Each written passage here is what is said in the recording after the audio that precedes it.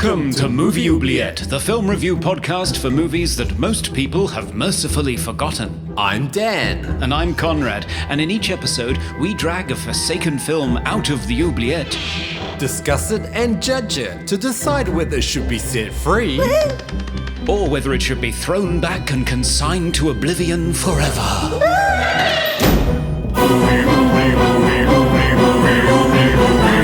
We review the films others tend to forget. Come with us and open up the movie oubliette.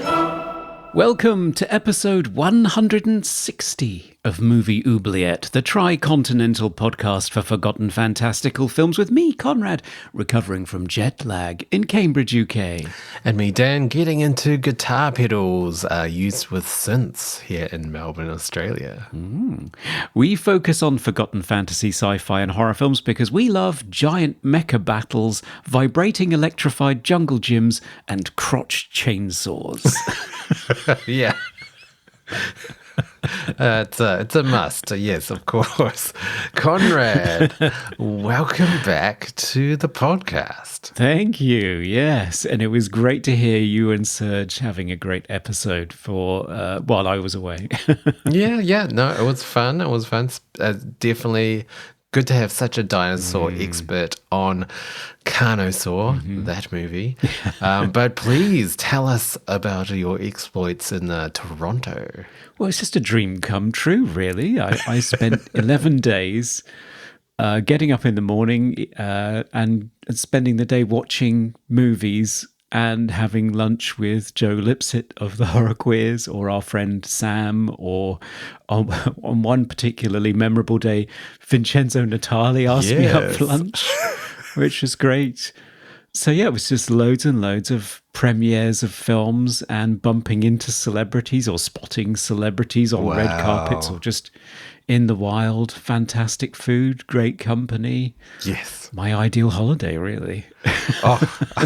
Does it feel like a fever dream that you've just woken up from? It does now. I'm back to work. Yeah, it's like, did that happen? Yes. Like, running from one screening to another thinking, hey, that elderly gentleman looks like Stephen King. Oh, actually it is. It is Stephen King. Oh my God. So we do have some Minnesota extra bonus episodes with you and Joe talking about TIFF. But any standout films from the festival? I really love Dead Talent Society. I think that's probably my favourite, although The Substance was the buzziest horror title in the show. And I definitely recommend people check that out either in cinemas now or when it lands in Mubi on the streaming service. It was amazing. But Dead Talent Society was really fun, sort of like a Beetlejuicy afterlife comedy horror that deconstructs the J-horror cliches and tropes with troops of people sort of staging shocks. They're the ghosts and they're trying to frighten people. And so there are teams of them trying to stage frightening experiences for the living in order to get social clout in the afterlife. Oh, wow. It's hilariously funny. It's really good. Cool. Yeah, loved it a lot. And the director was there, so it was great to see him. Wow. What a time. Indeed. Meanwhile, what have our listeners been talking about? Anything in the mailbag today, Conrad? Ever since I started uploading our podcasts onto YouTube, our YouTube channel, because they now have like a podcast tab, we're starting to get comments on our old episodes, which is really fun. Oh, yes. So CR41489 said, I hate the remake of The Vanishing with a passion. Yes. The original is incredible, and I still have trouble watching it as I find it to be very creepy and disturbing. I still enjoyed your overview of the crappy 1993 version. Yes. I mean, I think Travis Malloy, our guest, would agree. I think he would. Yeah, I think I was the outlier on that one. I was the stan for the 1993 version. Yeah, I think I didn't mind it. I think there were definite problems. Also, I haven't seen the original, so I had nothing to compare. So, yeah. We also heard from Wicked Person on Conquest. He said, I started watching this and it seemed so washed out and blurry and double exposed that at first I thought something was wrong with the print. I thought maybe it had been captured with a cell phone camera off a screen or something. There was never really a sharp image at the best of times, apart from the laser rose. Nice portmanteau, Dan. Oh, right. Yes. Yeah, it was a very foggy, blurry movie. Yeah. But it did add to the whole sort of ethereal aesthetic of it. Yeah, it did. Yeah, but I mean, good luck to anybody that tries to remaster it in 4K for Blu-ray, because it's never going to look great, I don't think. No. And finally, we heard from Film Aficionado on Carnosaur, and he said, big props to Diane Ladd for performing her own cesarean section. That's mom strength. Oh my God.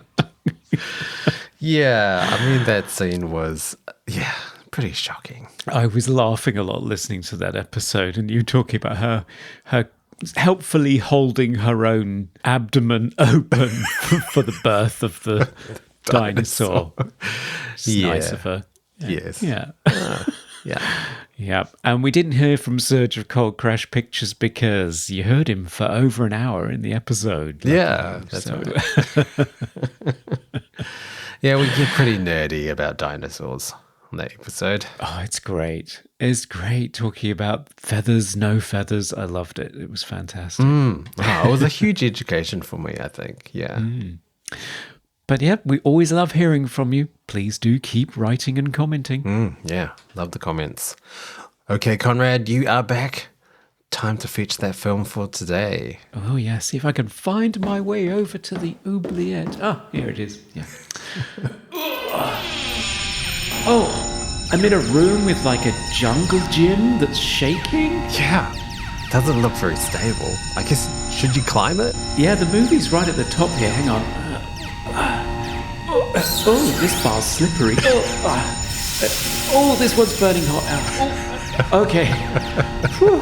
I've got the movie, thank goodness. That doesn't look fun at all. Whoa, it's clobbering time. Oh, dearie me. The obstacles in the Oubliette these days. Yeah, what a challenge. What do you have today, Conrad? So I have with me today the 1990 American post-apocalyptic mecha science fiction film Robot Jocks. Ooh. Directed by Stuart Gordon, with a screenplay by Joe Haldeman based on a story by Stuart Gordon, and starring Gary Graham, Anne-Marie Johnson, Paul Koslo, Robert Sampson, Danny Kamikona, Hilary Mason, and Michael Aldridge. Okay, what happens in Robot Jocks? Well, in a not-too-distant future, the remains of the human race has emerged from a devastating nuclear war with a determination to resolve its territorial disputes in a much more mature way. Giant robot boxing matches. Achilles is a superstar robot jockey for the benevolent country known as Market.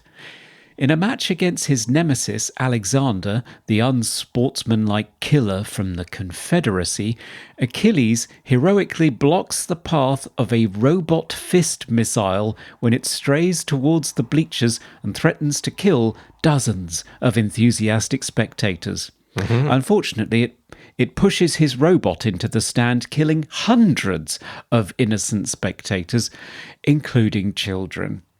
Suitably traumatized, Achilles drinks himself into oblivion and refuses a rematch. That is, until he discovers he's been replaced by Athena, a genetically engineered robot jock and his secret crush, who won a challenge involving a booby-trapped vibrating jungle gym. He rushes back to save her and reclaim the pilot's seat, only to be incapacitated by Athena so she can don his armor and march into war on his behalf. Yes, it's the Iliad, told through the medium the ancient Greeks intended. Giant robot boxing matches. Can Achilles rescue Athena from Alexander's bloodlust? Will he win and secure the vital territory of Alaska for market? And who is the secret mole who's leaking technology secrets to the enemy? Oh. Find out after the break. Yes.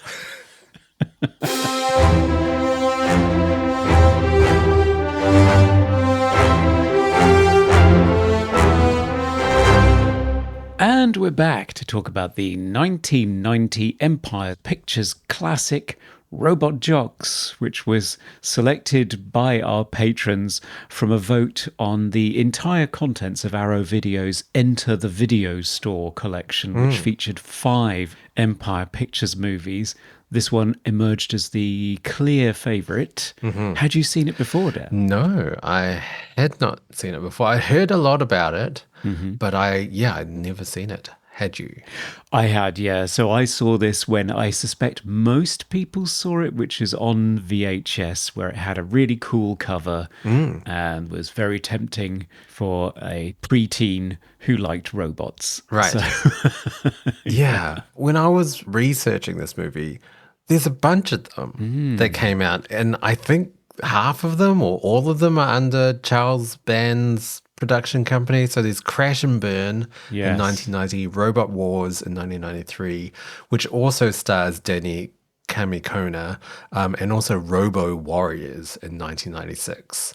Are they all Charles Band? they are all Charles Band. One of them is directed by Charles and one of them is directed by his dad, Albert. But neither of them are sequels to Robot Jocks, even though one of them, Crash and Burn, I think, was marketed as Robot Jocks 2 Crash and Burn, but they have no relation to the original movie whatsoever. Yeah, which is surprising. Like, I don't know why they didn't turn it into a franchise. It would make perfect sense to do so because it's a compelling concept. I mean, they did have an idea for a sequel for this movie, which was to have Achilles and Alexander team up to fight against aliens, which is why they had like a space sequence in the middle of this where they fly out of the arena and do battle in space briefly. Yes, I mean, yeah, we'll get into that. I think like a lot of people have also said that Robo Warriors, which is the fourth one in the robot series of films, is kind of like that sequel because there is a battle with an alien force with giant robots. There's none of the same characters though, and it's like very far into the future. I think the Earth is occupied by aliens already, and it's kind of like a rebellion, I guess. But yeah, I had never seen any of these movies. I was really impressed, for starters, with Robot Jocks by the robots, by the mechs. And I was trying to think of other films, and the only other film I can think of in terms of live action, giant, controlled by people robots, not Transformers, but actually controlled by a person inside the robot, is Pacific Rim, which had a lot of similarities to Robot Jocks. Yeah, and was released many, many, many years later in 2013, directed by Guillermo del Toro. I think there are even some moments or references or a line of dialogue or, you know, a few shots here and there where people think surely there is a direct inspiration here. There must be. I mean, even how the pilots are controlling the robots, like it's mirroring their movements inside, like they're on this kind of treadmill type machine, so they walk on the. It's very, very similar to Pacific Rim. It is, yeah. Another film that I thought of subsequently was one that I quite like. It's a Sean Levy movie starring Hugh Jackman called Real Steel, where they aren't giant robots, they're sort of human-sized robots, but they are doing the boxing matches and the boxer is sort of controlling them remotely. Yeah, I haven't seen that one. Yeah. But it's interesting that there haven't been that many giant mecha live action robot movies. But in the anime world, there have been like countless. It's like limitless amount of Japanese anime mecha battle series. So many, just to list a few. Neon Genesis Evangelion is probably the most famous, but you've also got Gundam and Code Geass, Patlabor, Gurren Lagann. There's just like countless amounts of anime with mecha robots, but there's no live action for some reason. No. And Robot Jocks, I have to say, must have been the first in terms of an actual mechanized robot. I guess you can count Ultraman, which is that 60s movie, but it's clearly a man in a leotard. Yeah. There's no mechanics going on there. No.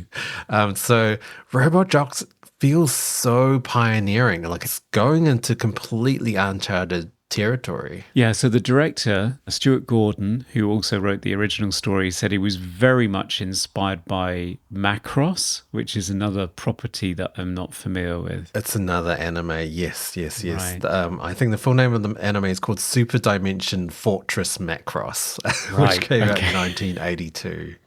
Yeah, so it was that plus Transformers, which was taking the world by storm around about this time.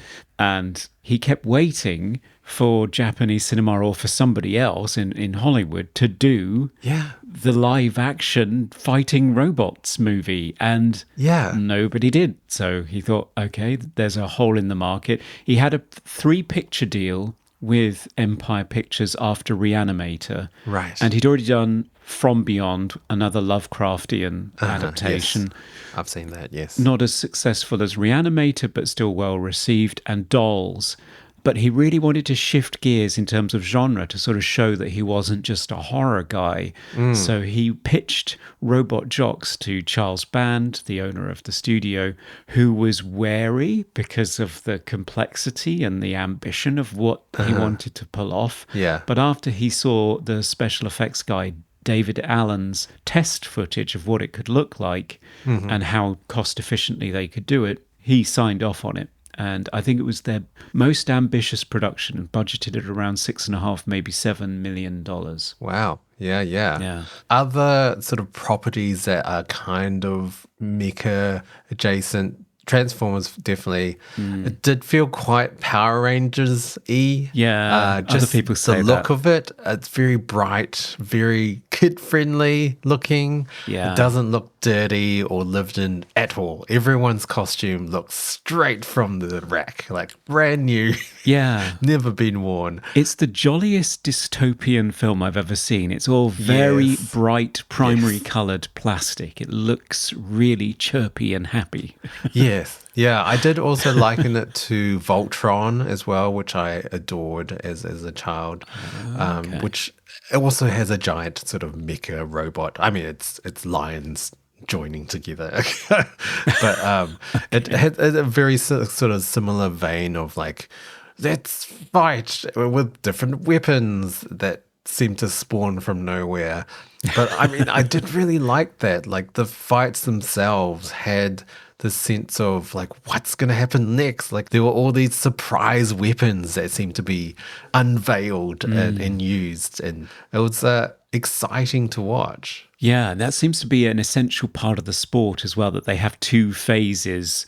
One phase which is long distance fighting, where they reveal all of these weapons that they've secretly cooked up behind the scenes, almost like Formula One racers trying to engineer a better, faster car. And the floating referee ship would come in and blow a whistle and say, okay, long distance fighting's over, now it's hand to hand. And then they'd start going at each other. And then it was, what bladed or chainsaw weapons have they got hidden about their person that they can use at close range? I mean, you did mention it did feel like the Iliad with giant robots. I mean, even the characters' names. You've got Achilles and Alexander and Athena. These are all very Greek names. It's very gladiatorial with the battles. It felt like The Running Man a little bit. Yeah, I thought about that too. Just kind of this spectator sport that all the sort of populace are watching and cheering for in the stands and betting on. It felt like almost like Hunger Games even as well. So you're, instead of having wars with people, you're just having battles to secure property. Apparently, yeah. And it's it's a ridiculous premise, but it's just an excuse for the robot battles. And what I love about it is that although it is a post-apocalyptic, post-nuclear movie, and it touches on various social issues, sort of, people trying to rebuild the human population, genetic engineering of people for a very specific role. Yeah, it touches on a wide range of issues, but they're sort of window dressing. It doesn't go deep into them. It just sort of brush strokes to create the world in which the robot battles can happen. But there is no question that the main focus of this thing is robot battles for 10-year-old kids. Yeah.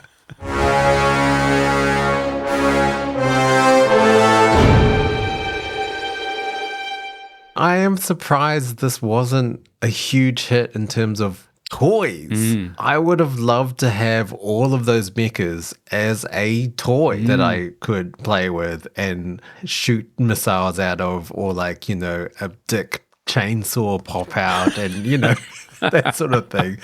Why wasn't this marketed better? Like, it didn't do well, right? No, it didn't. The main reason for it is that Charles Band's Empire Pictures got into financial difficulty towards the end of production of this movie. In the early 80s, there's this one bank, Credit Lyonnais, that was just throwing money at these people that were very enthusiastic and wanted to create sort of mini studios that would churn out loads of films for distribution. And Empire was one of those. And in fact, Charles Band had purchased Dino De Laurentiis' studio off of him after he fell into trouble after Dune, which we covered earlier this year. Oh, yeah, wow. So he bought the studio, which was kind of laying fallow, and spruced it up and started shooting 2 films at once there. This was one of them. Then he got into financial trouble himself around about 1989 and had to sell all of the assets back to the bank. And I think another studio eventually picked the movie up and funded the completion of the special effects. So it, instead of coming out on its original projected release date, which I think was 1989, it slowly crept out in 1990. It got a brief theatrical run in November around Thanksgiving where it was barely noticed. It yielded 1.3 million at the box office on a 6.5 million budget. It debuted at number 16 in the American box office at a time when Home Alone, Rocky V and Child's Play 2 were topping the charts. And it did pop up to 13 by week 2, but then it was pulled and dumped onto VHS, which I think is where it eventually found its audience. Although fans were a little bit disappointed, apparently, because they were expecting Stuart Gordon to be the king of horror continuously, and all of a sudden he's got this fun sci-fi adventure movie that is, let's be honest, clearly geared towards family viewing. Yes and no. I mean, yes, because it's almost like watching a cartoon. The villain, Alexander, is just like cartoon villain. He's a caricature of a villain. Like with his sort of Soviet Russian evil accent talking about squashing everyone like bugs.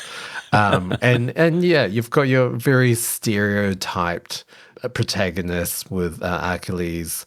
He's just Harrison Ford. Essentially, he's just this kind of disgruntled hero that is just good at things for some reason, but doesn't want to be there.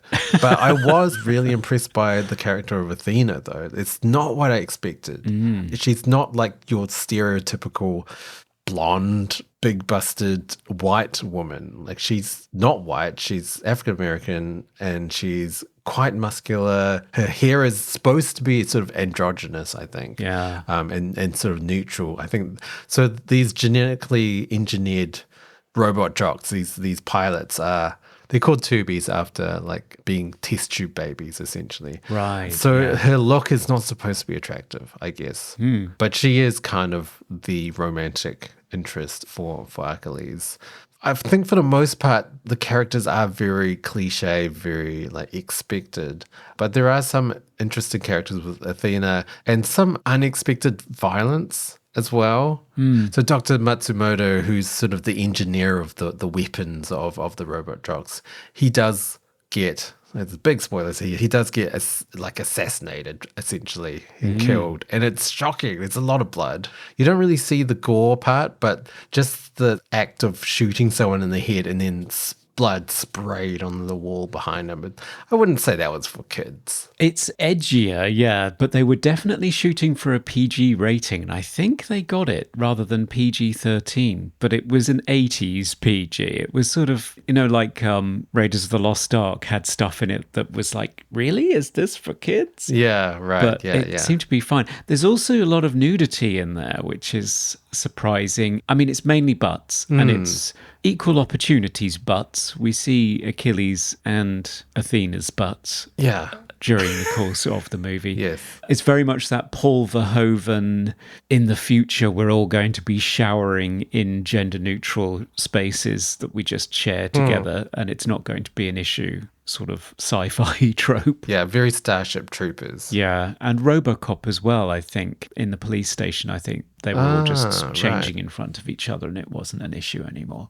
The interesting thing about the Athena character, Anne-Marie Johnson pointed this out in an interview on the box set. She felt it was really ahead of its time because the white person, which is Achilles, is depicted as a throwback, not the future. The sense she got from it was that the script was depicting the future as being very much multicultural and that all of the genetically engineered robot jocks, the tubies, were people of colour, but of an unspecified ethnicity. Yeah. And I also liked how the character of Dr. Matsumoto, I guess he's supposed to be Japanese.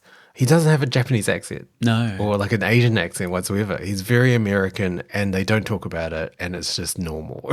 And they don't point out his race or anything, or he doesn't have any cliches apart from having origami everywhere, which is, I guess that's fine. It's his thing. And he's quite lovable. Like, I really liked the fact that he was trying to figure out who the mole was, so he didn't tell anyone. And he's so committed to the cause and so loyal to their team or country or whatever it is. And so with him and Tex confronting each other, it's really powerful. Like I felt really sad when he gets killed off by Tex. Yeah, it's got real dramatic chops to it in places, the movie. Given the preposterousness of the premise and how cheap and cheerful it is, it's surprising. Yeah. Did you see that coming a mile away? I mean, come on. It was so obvious. Yeah. But there was the problem that there weren't really any other characters that could have been candidates. Plus, the only sort of Chekhov's loose end that's introduced at the beginning is someone saying, "How did you win your last fight, Tex Conway?" Yeah. And it eventually emerges it's because he had insider information and it was all a ruse to get people to trust him. Yeah. But it's one of those characters where you of course, he's evil because they depict him as a very unlikable character. Yeah, exactly. He's the only really unlikable character on the market side, I would say. I mean, there's a little bit of tension between the robot jocks. There's a bit of Tom Cruise, Val Kilmer, Top Gun sort of rivalry that's introduced in a training scene. And there is also this rivalry between the tubies and the people who weren't genetically engineered. There's a line of dialogue, "If they're the future, I'm glad I'm history," or something. So there's a bit of prejudice there. Oh, yes, for sure. I quite like that conflict between the old and the new fighters. It's really interesting because the tubies were bred to be the ultimate fighters physically and also to be completely unflinching in their goals of victory. There's the one scene where they were asking Achilles why did he stop the missile from hitting the stands, and because he was like, well, I didn't want to have all these people killed, even though he did end up killing hundreds of people. Yeah, he did. But the tubies just said, I would have just let them die. Yeah. For victory. Yeah, they signed a waiver to get their ticket. They know what they were getting into. Yeah. And it's just like, wow, okay.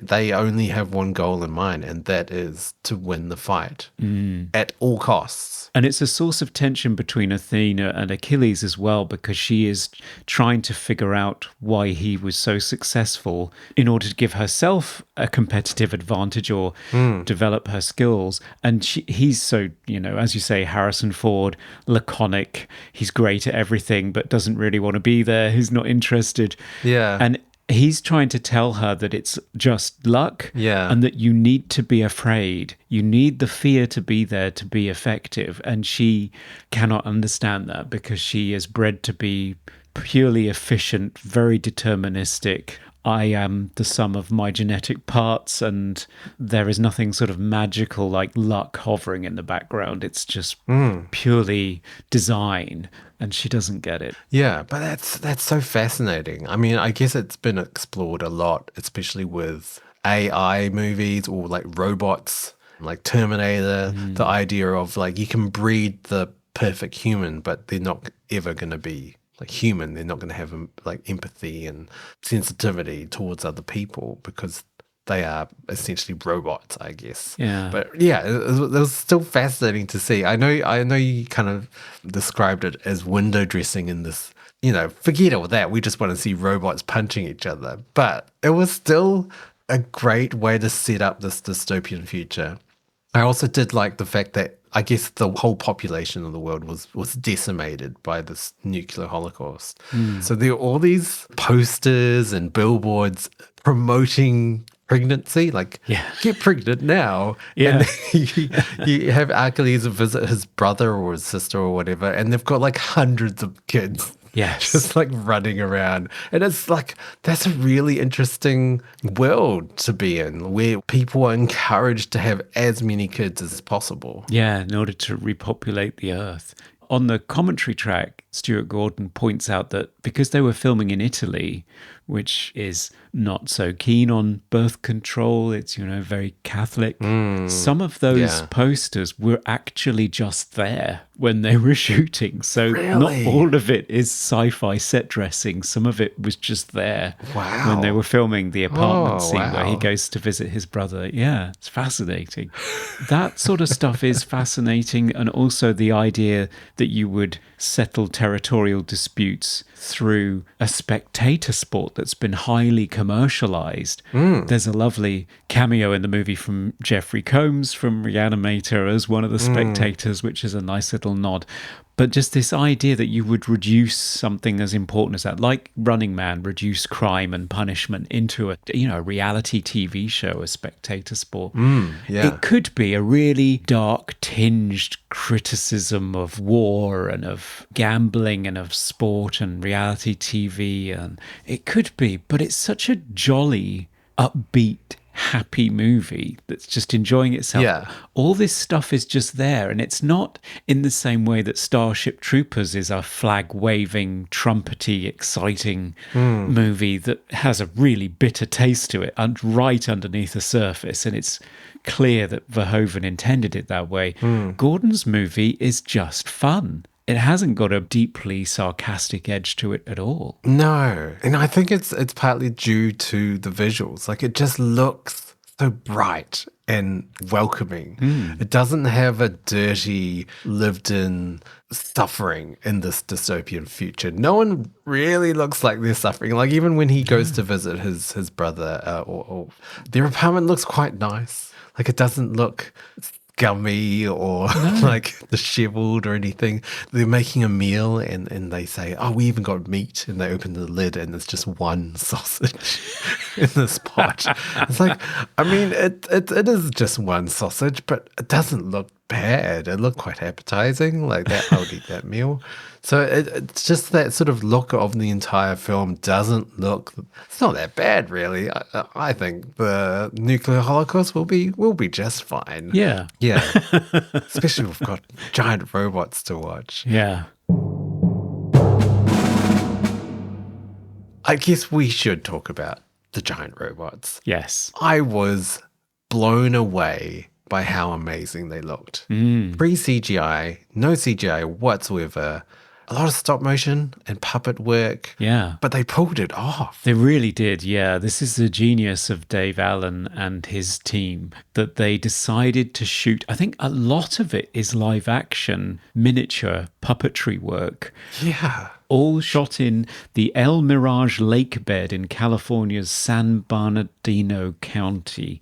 And the idea is that if you can shoot live action outdoors in bright sunlight, on a landscape that's perfectly flat and uniform, then you can do these amazing forced perspective shots where the miniatures are in the foreground and you can have people like a mile away in the background walking around, and they appear to be standing next to a 100-meter tall robot. Yeah. And it's all in camera, first generation, no compositing, and it looks great. Yeah.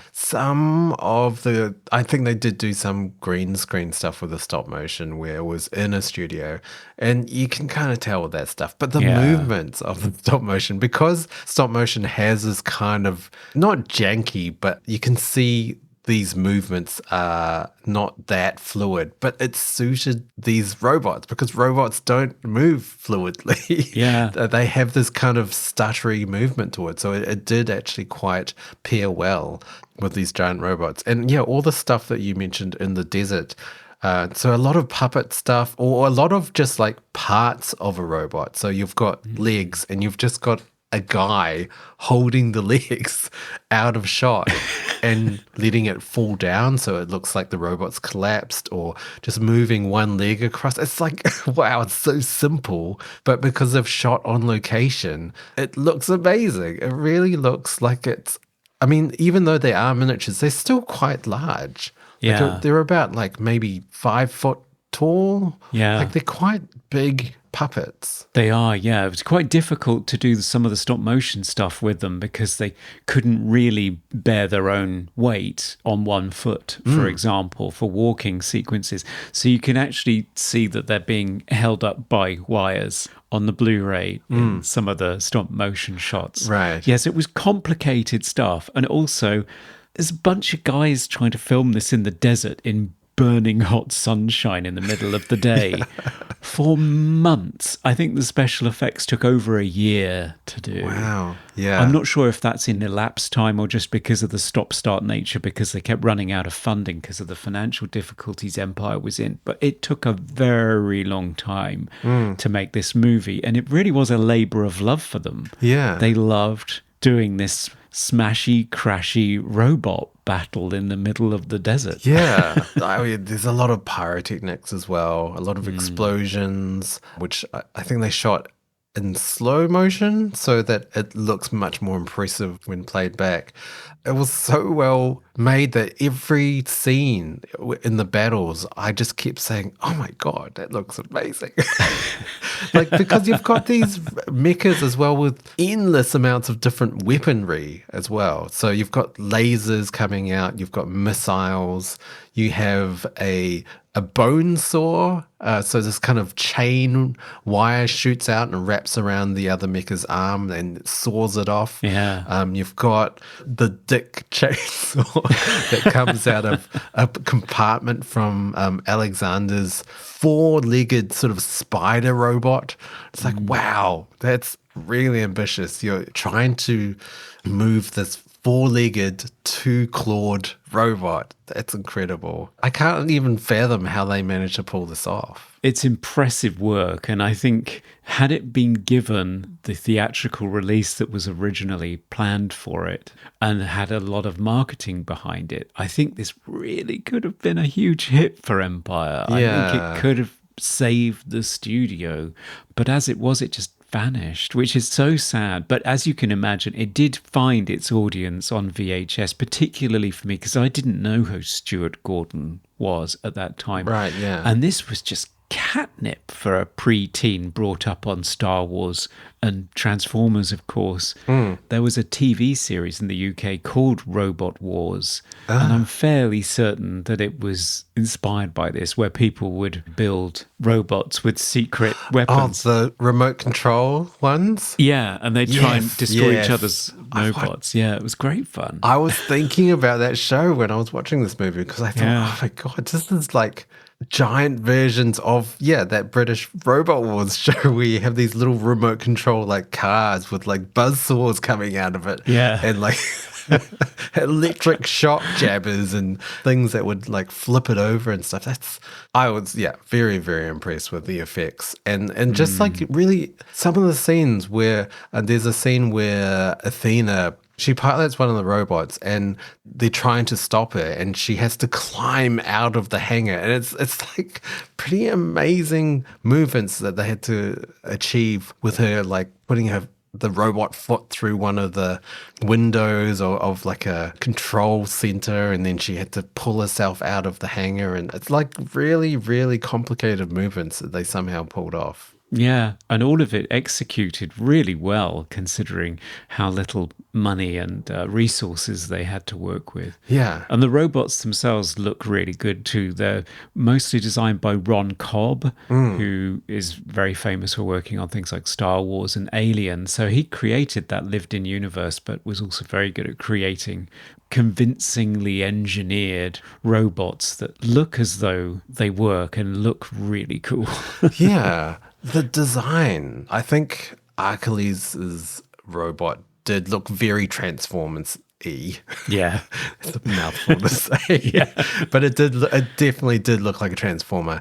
And there is a moment where it literally does transform almost into another vehicle. Yes. I might get into it in the movies.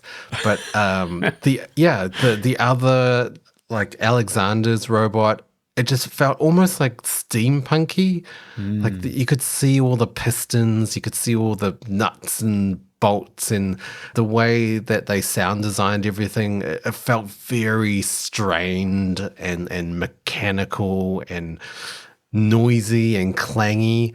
It didn't have a very futuristic sound to it, but I love that sort of clumsy industrial approach to the sound design. I did too. No, this is definitely not your robots as designed by Apple. This is not your Apple futurism. This is grimy. They're in the pits building these things with whatever they've got left over from the nuclear holocaust. Yes. And then you cut to the people in their bright jumpsuits.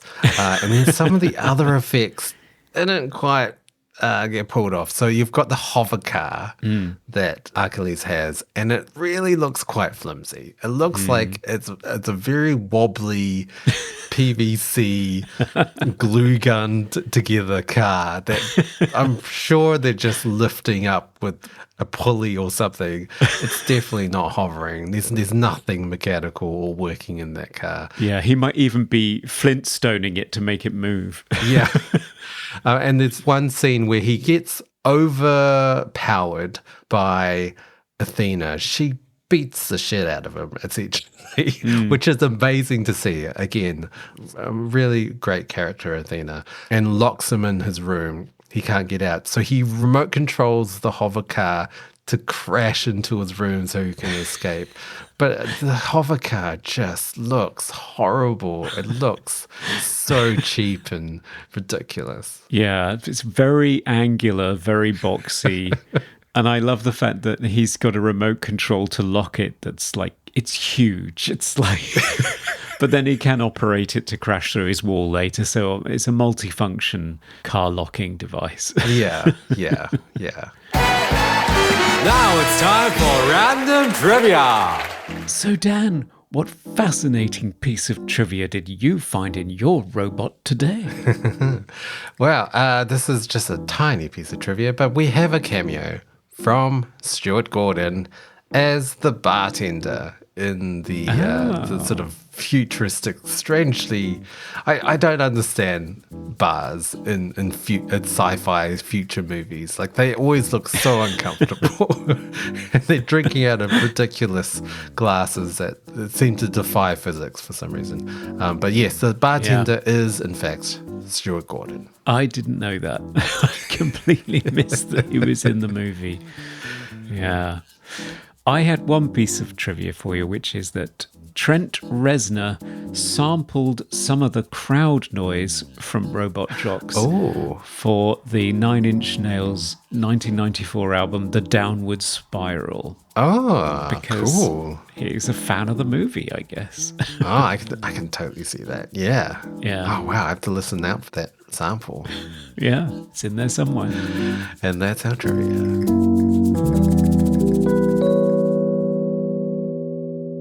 Should we go back to the characters?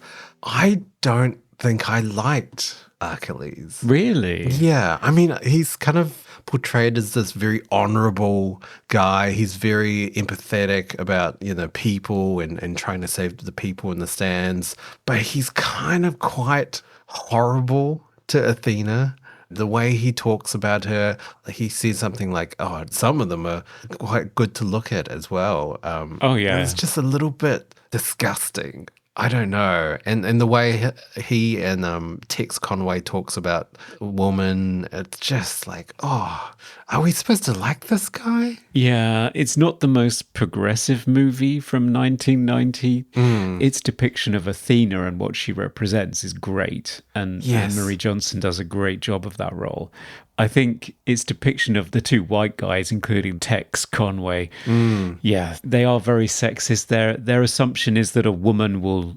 Is it that a woman will never be a robot jocks, or is it that a tubie will never be robot jocks? I'm not quite sure. There's prejudice in some way or another. I'm not quite sure what they're heading for. What I liked about Achilles is that he wasn't toxically masculine in the sense of he wasn't like Top Gun. He wasn't all about being the best and being really proud of himself and his country. He really was just trying to get through his contracted 10 fights get out of it. Yeah. And he cared more about saving the spectators than winning. So you got the sense that he was just a fairly humble, low-key guy who was just trying to get through it alive and wasn't really interested in anything else. And I quite like that. Yes, his attitude towards women, and Athena particularly, not great. But it just sort of felt like that 80s Harrison Ford character that is a bit of an asshole when it comes to women. But also, like, when it's revealed that she was going to be his replacement because he quit and she's been recruited as a replacement, he comes back to be like, no, I want to do it. Yeah. And I can't figure out whether it's to save her because he knows that she's not ready, or it's because he doesn't believe a woman should... I don't know. Like, there's this a little bit of grey area where I'm not sure whether his intentions are as honourable as they should be. No, and I think you're right. I think it is to save her, and I think it is because he is afraid for her, but he also underestimates her. He also thinks that she's not capable of doing it, which... it's not great. I mean, actually, she doesn't do particularly well against Alexander. Yeah, she's definitely not ready. No. She's got this idea that because she's been bred to be the ultimate fighter, that she is, but she clearly wasn't. I found the romance icky. I don't think Athena was into him whatsoever. They have this fight and he tries to kiss her and she bites his lip and then I think kicks him in the crotch. Yeah, she does. Yeah. Which I was like, yes. I didn't want this like ridiculously inappropriate romantic kiss in the middle of a fight scene. Come on. So that was great. But then he kisses her again when he saves her from the robot and she's unconscious and he's trying to pull her out and then he kisses her. It's like, she's barely conscious. Yeah. What are you doing? There's no consent there, is there? It's not great. She does not know what's going on right now. No, and she does get rescued like a damsel. And he forces himself on her again. Yeah, you're right. I don't think she is romantically interested in him at all. No.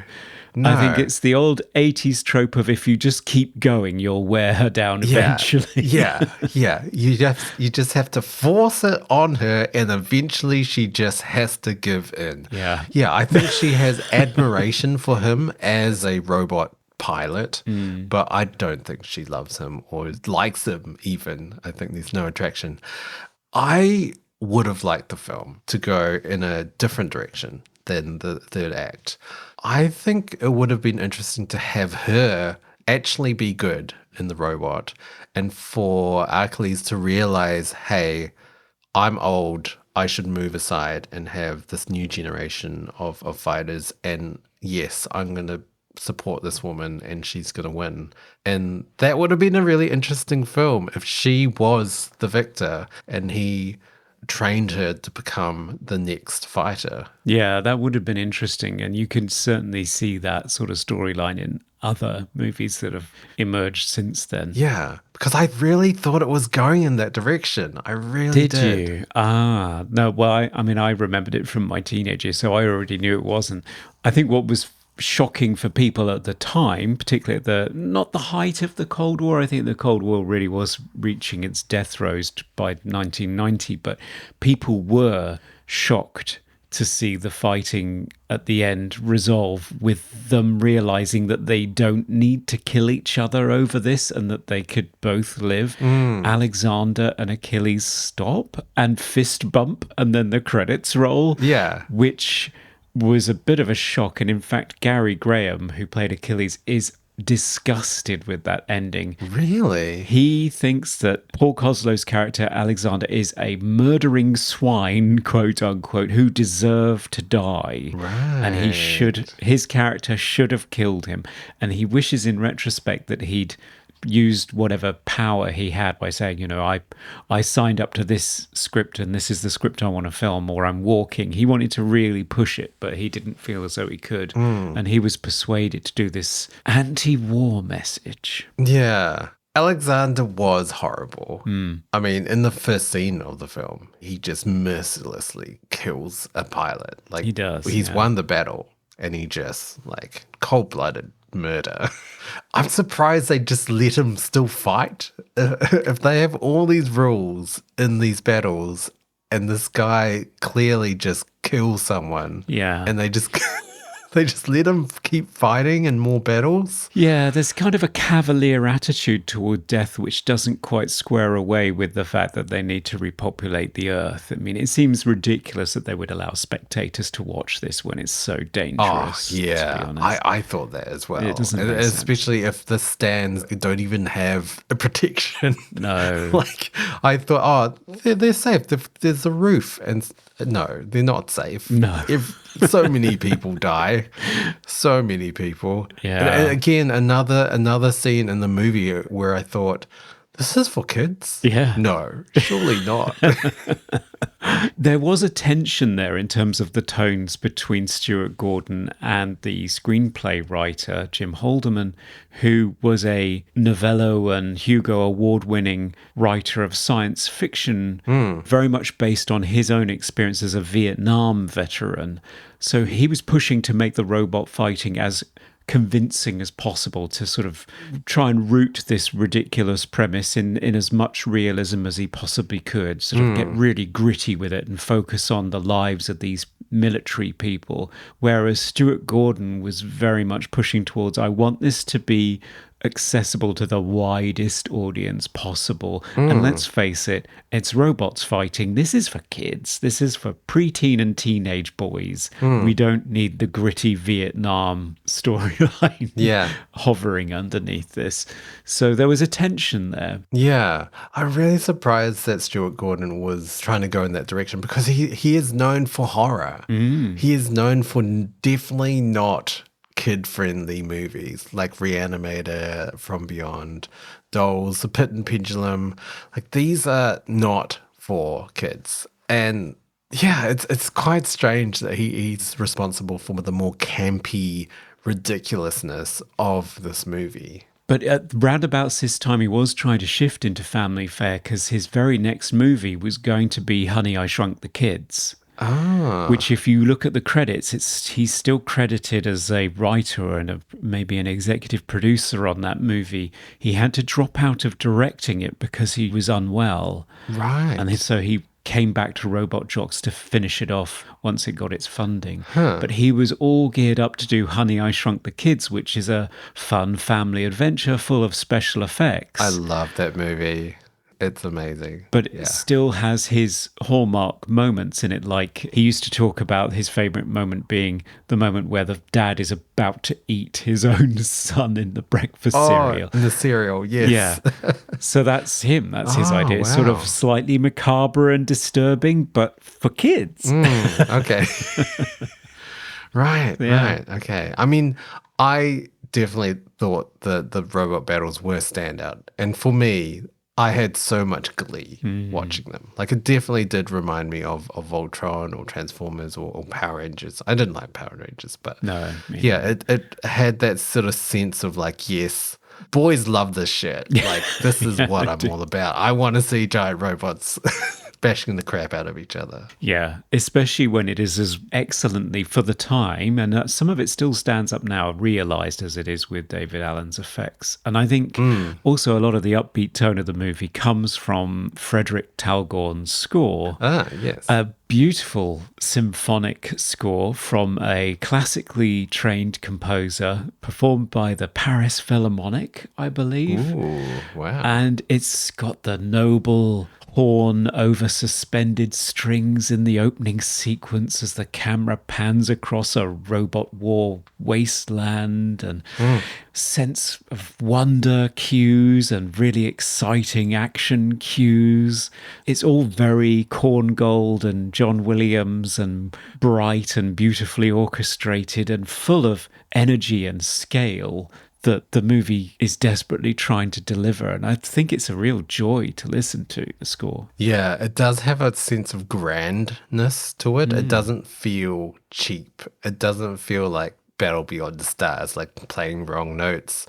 I especially love the cue with the reveal of Alexander's final robot with the 4 legs when he arrives, and it's got this huge brass motif that rings out, and it's just so like menacing and incredible sounding. Yeah. And there are moments in the movie where it feels quite romantic with the strings. It feels very stirring and emotive. Yeah, even in connection with the Athena character, which again is unearned because she doesn't feel anything for this main character, but it does have a romantic theme for her.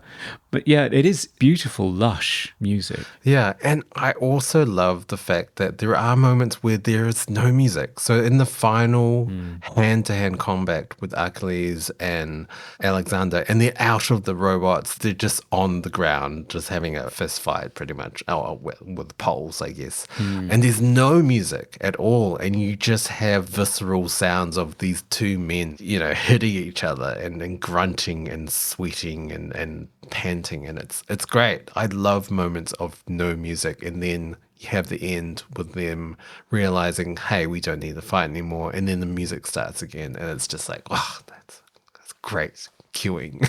It is very good, and for a kid it's like, oh wow, we don't have to kill each other, we could just be friends. Yes, how stirring and wonderful. And then roll credits and out comes the anthem. It's good stuff. Yeah. Coming to you live from the movie Oubliette Theatre, it's the prestigious Mobley Awards.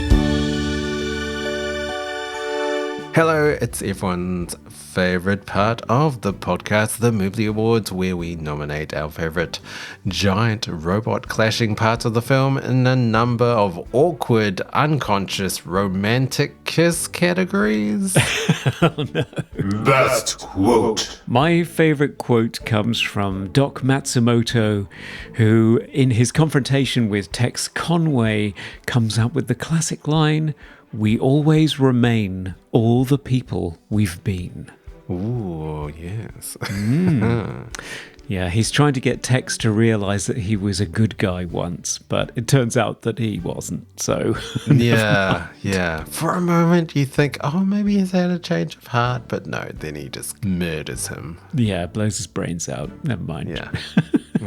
Yeah. My favourite quote is... it's a exchange between Athena and Achilles. So Athena says, "I was bred not to be afraid." And Achilles says, "Okay, then you're not human." And then Athena says, "I am human. I was bred for a purpose. You just happened."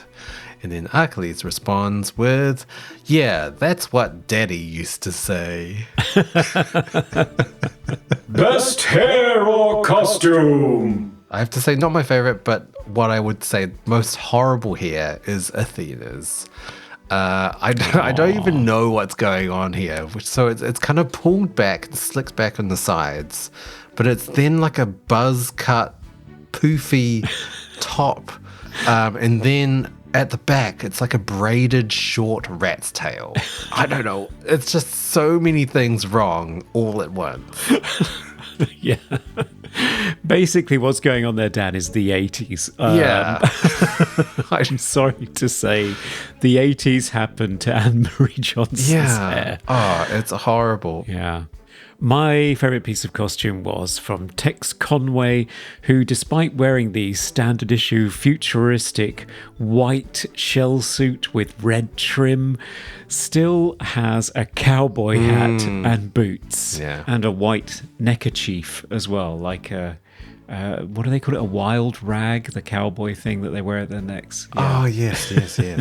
Yeah. Yeah. I mean, it's called Tex as well. I mean, of course. Yeah. It comes with the name. Yeah. Most 90s moment. So my most 90s moment is the distorted imagery to depict flashbacks. Oh, yes. Happens when Achilles has a nightmare, PTSD, NARM flashback to his robot falling into the stands. And it's all this weird polarized color, negative weirdness that's going on. Didn't really know what was going on. No. Yeah. It's ridiculous, but I feel like this is rife in the 90s. That whenever people remembered anything, it was always very distorted, the imagery, for some reason. Most notably on a film we've covered, Strange Days from 1999, where it had a reason in the story, which is that it's been recorded. So that was fair enough. Yeah. Okay. My most 90s. And I would say sort of late 80s, early 90s, but sort of the influence of Japanese cinema or Japanese aesthetics onto film, whether that be the use of martial arts in a movie, which does happen in this, but also the living quarters felt very Japanese. They had sort of paper, Japanese screens, and everything looked very minimalistic. Like the floors almost looked like tatami mats, and the fact that you have a character called Dr. Matsumoto as well, with his origami everywhere. I'm just thinking of like a lot of martial arts movies came out in the 80s and 90s, like Karate Kid, Three Ninjas, Teenage Mutant Ninja Turtles, and all sort of that sort of Japanese aesthetic as well. Yeah, very much present in Johnny Mnemonic that we covered too. Yeah. Popular. Favorite scene? My favorite scene is sort of it's one of the battle scenes, of course. It's going to be one of the robot battle scenes. But it's after they've flown from space back to Earth. And you've got Achilles' robot transforms. So it kind of folds over and it has these tank tracks on the bottom. And so it can roll around like a sort of a tank vehicle. And then you have Alexander's robot with his dick chainsaw that folds outwards from its groin compartment and then slices through the front cockpit of Achilles' robot mecha. And so Achilles has to jump out of the way to prevent being sawn in half, literally. It's just so many things going on and so many cool, like Transformer type weapons being revealed and being deployed. It's just like a boy's wet dream. Like it really is. I loved it all. Yeah, you never knew what was going to happen next with those robots, and it kept the fights so fresh and exciting all the way through. Yeah. I have to say, the final robot fight is ultimately my favourite, or at least it was when I was a kid watching this movie on VHS. But as an adult, I really like the scene between Athena and Achilles after he's drunk himself to oblivion and he wakes up naked, because it's funny, as you said, with great physical comedy from Gary Graham. The verbal sparring between the two is great. Athena's idealism and his battle-worn cynicism clashing against each other. It's great dialogue, great performances, and it's very economically shot because there are 1.5 minute takes in there moving all the way through his apartment building, doing complex physical comedy and dialogue, and moving from one two-shot composition to another as the dialogue and the argument progresses. And I just watched it and thought, this is really good filmmaking and great acting. Why is this in this silly robot battle movie? It's good. Yes. Loved it. Most cliche moment. The biggest cliche for me in this movie is the villain's confession is caught on tape and played back to everyone. Yes. Yeah. I mean, I liked it though. Yeah. I thought it was a really cool, gotcha moment. Yeah, so Dr. Matsumoto, who's recording his briefing on the secret weapon, manages to capture Tex Conway, admitting that he's the mole and murdering him. It's very familiar as a trope. It happens in Batman Returns when Batman broadcasts the Penguin's confession. That's right. It happened in the Neil Marshall movie Doomsday that we did, where Sinclair recorded and broadcast the evil guy's confession. And of course it happens in RoboCop, and the villain in that ends up going out the window, although I think he's thrown rather than jumps in this case. So yeah, very familiar, I thought. Yeah. Best special effect. I would like to point out one scene, and there is a robot in it, but there's no battling, there's no weapons. It's the scene in the hangar, showing Achilles' robot in this hangar underground, and it just looks massive. Like they really nailed the sense of scale and enormity with the robot in this hangar, with all the steam, and it just looks huge. Yeah, it does. It's one of those forced perspective shots, and they are my favourite shots. That's what I was going to say, where they have a miniature in the foreground and people walking around at the feet of the robot, but they're actually 2 miles away in the desert. It's brilliant. It so works good. perfectly. Yeah. Favorite sound effect. My favourite moment in terms of sound is, I'm being clever here, it's a non-sound. It's the fact that when they go up into space and there are explosions and damage, there is no sound whatsoever. All you can hear is the score. And it's very much a deliberate move on Stuart Gordon's part, born out of his love of was it? Kubrick's 2001. Yeah, he loved that when you go up into space, you can't hear anything. And it's purely down to Frederick Talgorn's score to keep the energy going in the soundtrack of the score. I love it. I think it's really cool. I love moments of silence. Yeah, that was amazing that it was intentional. Yeah, very much so. My favorite sound is during the hand-to-hand combat scene with Achilles and Alexander.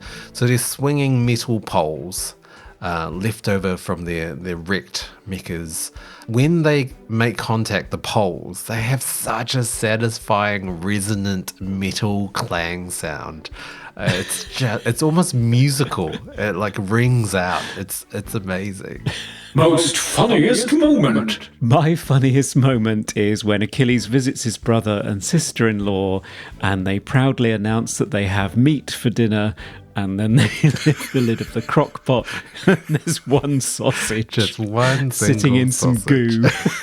I would totally eat that though. Really? Yeah. Oh, I thought it looked really tragic. I did giggle. I was not expecting one sausage.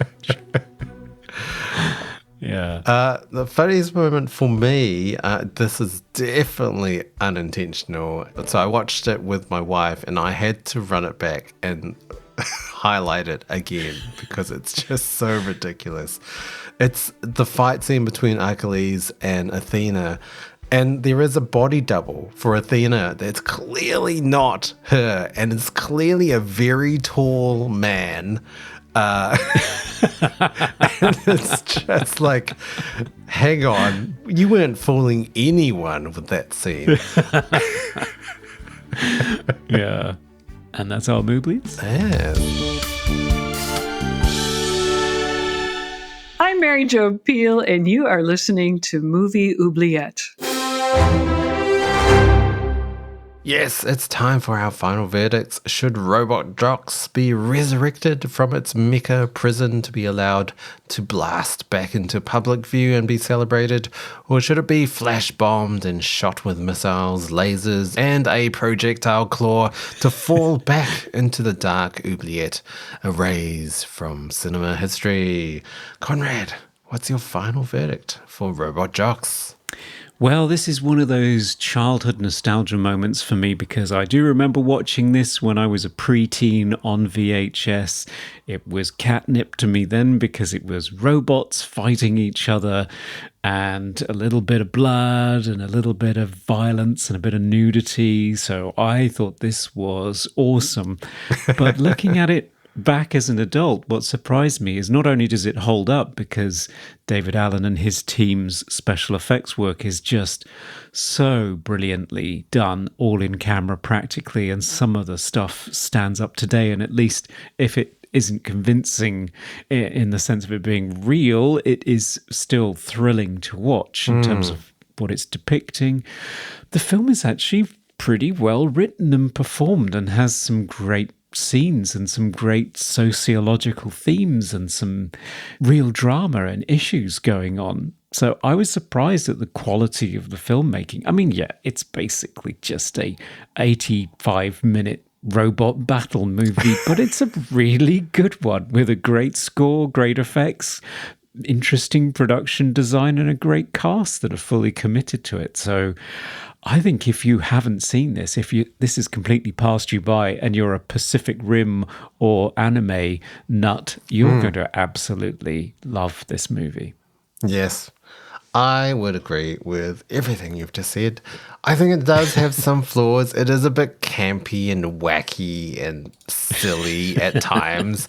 It's very bright and definitely not believable as a lived-in dystopian future. No. But yeah, you can't deny the robot battles are amazing. Like, even now, they are incredible to watch. Like, I was gobsmacked by what they were able to achieve in terms of, weaponry and movements, and so impressive. I wish I'd seen this movie as a kid. I would have loved it. I love Transformers and Voltron.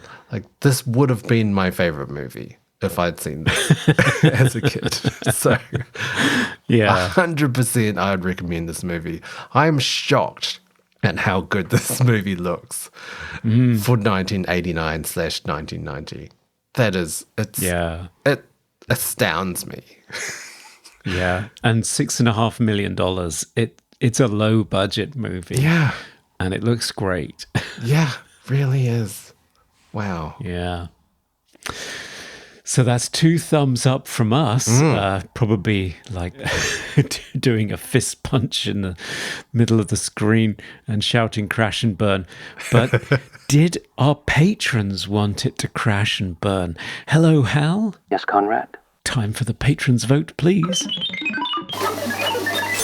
They agree with you guys. They want it to escape the oubliette. Ah, of course. Yes, it's almost unanimous. 89% to 11% want to set this free. Oh, wow. Chisilla says, crash and burn. They're talking about the acting, right?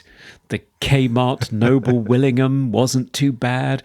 An astonishingly never broke character. It's comforting to know that in the future, these huge corporation nation states keep the office friendly by hosting Bring Your Grandmother to Work days.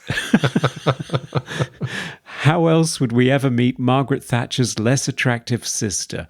I was also really surprised to see future health and safety allowed spectator stands at Jaeger battles, even if they can't see anything due to the roof over the seats. Yeah. Right from the beginning, I knew that wasn't going to end well. The jungle gym of death was awesome, but I wish there had been more giant mech suit battles. Too much jocks, not enough robot. Pack rim for the win. I can't ever get enough stop motion animation. There's something nostalgic and charming about it. I'll take it over CGI any day. I'd let it climb its way out of the oubliette just for the stop motion alone. After all, could we really stop it?